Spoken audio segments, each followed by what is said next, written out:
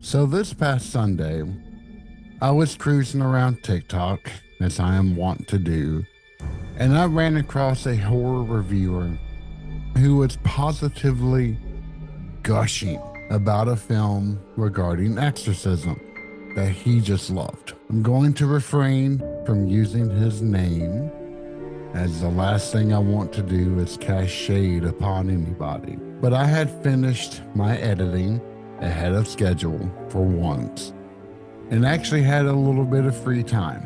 So I decided to turn on my TV, which rarely gets any love these days, and search for the movie on Tubi. And that is how I wound up watching the first half of the movie Godless, and why I lost 45 minutes of my precious time on the weekend. In case you've never listened to a Bite episode or even heard of me, don't worry, I'm rather forgettable, so I don't blame you. This is a series that I normally resurrect like my own little pet zombie, an adorable, huggable zombie, let me assure you, during the month of October that focuses purely on horror movies. But I'm starting early this year, and who knows, I might keep it going year round. And as for myself, I'm JJ, your friendly neighborhood ancient demonologist, and I firmly believe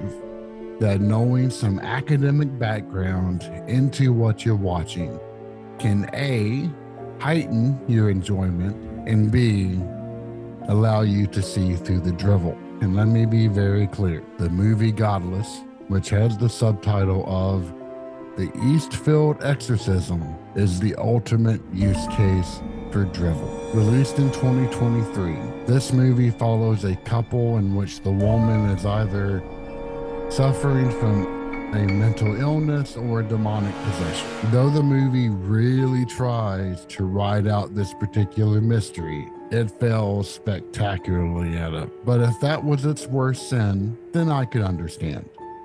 After all, many directors find straddling such a fine line difficult to do while also advancing the story. But no, where this movie goes horribly awry is simply the sheer lack of research, as anyone involved clearly has no idea how exorcisms work in the first place. I'll say this again for any would-be directors or writers who might be out there listening. Proper research can elevate even a mediocre film to stellar heights. The one that comes to mind is 1995's The Prophecy, which still lives in this noggin as it started a years-long search for the angelic script that was utilized. And yes, I realize that this movie is supposed to be based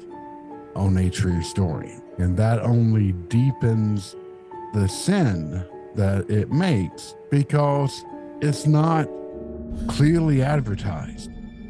If this movie was made to be a use case for what not to do, then maybe I could understand it, but it's not presented like that. So let's dissect. This couple, he's a mental health specialist, apparently just to get a form filled out so that a church-approved exorcist will see the woman. First, that is not how the church deals with mental health evaluations. The church will almost always be highly involved with this portion so that it knows that it can rely upon the opinion of the practitioner. Otherwise, this step would be completely useless. Second, this couple then sidesteps any church-approved exorcism by turning to an outside practitioner who A, has no authority of any church, and B, is branded as a child prodigy who is just so very, very special. And both of these should send alarm bells into the watcher's head. Be wary of any so-called religious leader who has no formal education, as that is the perfect recipe for allowing deviant ideas to creep into a congregation. Not only have I seen that more times than I would like to even admit, and if you'd like to hear more about that, just let me know. But this movie typifies this scenario in a horribly gruesome way. Second, as both Father Mike Birdsong, an actual exorcist, and I go into detail in the episode of the do's and don'ts of exorcism. Any exorcist must conduct the ritual from a position of authority, as otherwise nothing is there to protect that exorcist. You have to remember that an exorcist is going up against something so much greater than any human. And the fact that this sham exorcist in the movie actually says that he is doing this by his own authority, that's when I shortly turned the movie off after. And all of that is not even talking about how the movie actually portrays how this deviant preacher